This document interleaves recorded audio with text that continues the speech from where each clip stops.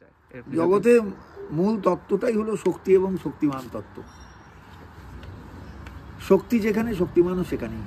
শক্তিকে বাদ দিয়ে শক্তিমান নয়, আবার শক্তিমানও শক্তিকে বাদ দিয়ে নয়, কেউ কাউকে বাদ দিয়ে নয়।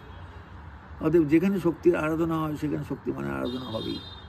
কালী পুজো করতে গেলেও সেখানে মহাকালের পুজো করতে হয়, মহাকালীর অর্চনা করতে গেলে মহাকালের পুজো করতে হয়। শিব সবরূপী, সেজন্য মহাকালের অর্চনা সেখানে বিধি আছে।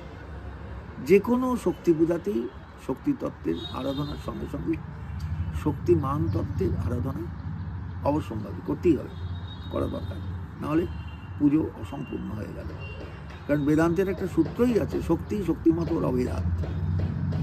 সূর্যের দাহিকা শক্তি, ওই সূর্যের মূল ওই গোলাকার ওই জ্যোতিষ্ক থেকে ভয়ঙ্কর তাপ নির্গত হচ্ছে। তাহলে ওই জ্যোতিষ্কটা আছে বলেই তো ওই তাপটা নির্গত হচ্ছে। তাহলে ওটা হলো শক্তিমান, আর এটা হলো শক্তির প্রকাশ। জগতে যা ছড়িয়ে আলো রূপে, তাপ রূপে যা বিকীর্ণ হচ্ছে, এগুলো হলো শক্তি প্রকাশ। মানুষের ক্ষেত্রেও তাই, মানুষের মধ্যে শক্তি থাকে। একটা ঘুষি মারলে তখন বোঝা যায় তার শক্তিটা বেরোলো, একটা ভেঙচি কাটলেও বোঝা যাবে শক্তিটা বেরোলো। এখন কি হচ্ছে, আজকে দেখুন যারা বৈষ্ণবের আরাধক যারা আর শাক্ত আরাধক দুজন খাদ্যাভ্যাস নিয়ে স্যার এটা খুব কথা হচ্ছে। ব্যাপারটা তা না।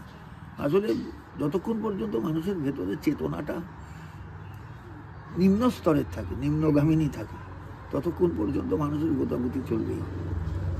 এটা হলো মানুষের নিজস্ব দোষ। প্রত্যেক মানুষের মধ্যেই গুণদোষ আছে। সত্য রজ তমগুণ নিয়ে সমস্ত জগৎটা চলছে। অর্থাৎ সত্য রজ তমগুণ একটা ধর্ম কাজ করবে।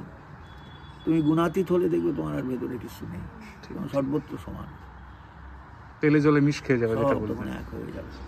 তখন মনে মনে কোনো জায়গায় উঁচু, কোনো জায়গায় নিচু, তখন মনে হবে সবই তো সমান দেখতে পাচ্ছি। ওই ঢিপিটাও যা, এই গর্তটাও তাই। ওই মুসলিম যে মানুষটা দাড়ি নিয়ে চলছে, সেও যা, তার ভেতরে যিনি খেলা করছেন। ওই যে টিকি নিয়ে ব্রাহ্মণ চলছেন, তার মধ্যেও তিনি খেলা করছেন। তাহলে বেদটা কোথায়? ওই বাইরের আবরণ। এই বাইরের আবরণটা সম্পর্কে মানুষের ধারণাটা পাল্টানো দরকার, ভেতরে যাওয়া দরকার।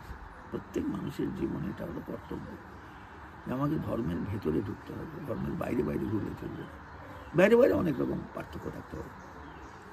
কেউ মক্কায় যাবে, কেউ পুরীতে যাবে, কেউ বৃন্দাবনে যাবে, কেউ অন্য জায়গায় যাবে। এগুলো কিছু না, এগুলো বাহ্যিক ব্যাপার।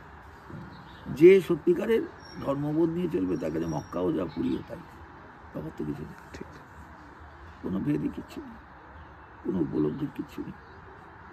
তার কাছে মক্কাও যে বস্তু, পুরীও সেই বস্তু, বৃন্দাবনও সেই বস্তু। যতক্ষণ পর্যন্ত বাহ্যিক এই অন্তরের দৃষ্টিটা না পাল্টাচ্ছে, ততক্ষণ এই বাহ্যিক গণ্ডগোলগুলো থাকবে। একে বলে গুণদোষ। সংসারে এই গুণদোষ প্রত্যেকের মধ্যে আছে। মানুষকে গুণদোষ বর্জিত হতে হয়। এটা একটা সাধনা, এটা একটা সাধনা। তাই বলে যে গোমাংস খাচ্ছে আমি তার সঙ্গে ওঠা বসা করবো না, তা না। কেননা গোমাংস কোনো জাতির খাদ্য, কোনো জাতির খাদ্য নয়, কোনো মানুষের খাদ্য নয়। সবারই কাছে তো গোমাংস খাদ্য নয়, কারোর কাছে খাদ্য, তাই তো। আবার মুসলিমের কাছে যেটা খাদ্য নয় সেটা আবার হিন্দু খাচ্ছে, হচ্ছে তো। এই জায়গাগুলো হচ্ছে পরস্পর নিজস্ব ব্যাপার, এগুলো কিছু নেই, এগুলো নিয়ে কিছু নেই। এবং স্যার আরো একটা জিনিস তো বটে, কেউ ভাত ভালোবাসে, এরকম ঠিক ব্যাপারটাও তাই। এবং স্যার আরো একটা জিনিস তো বটে যে ভাবাবেগকে আঘাত না করা, কারণ কাউকে কারোর ভাবাবেগ ভাবাবেগ শুধু নয়, ধর্মীয় ভাবাবেগ, ধর্ম উপলব্ধিতে কোনো যে ভাবাবেগটা কাজ করে সেখানে আঘাত না করলেই ভালো হয়। তাতে ধর্ম নিপীড়িত হন না, ধর্ম সব জায়গায় এক। তাহলে আপনার মতে কি ধর্ম কি মানুষকে চলার জন্য কিছু রুলস? অবশ্যই হৃদয়কে তো সে সম্প্রসারিত করে। ধর্ম মানুষকে নিয়ন্ত্রিত করে।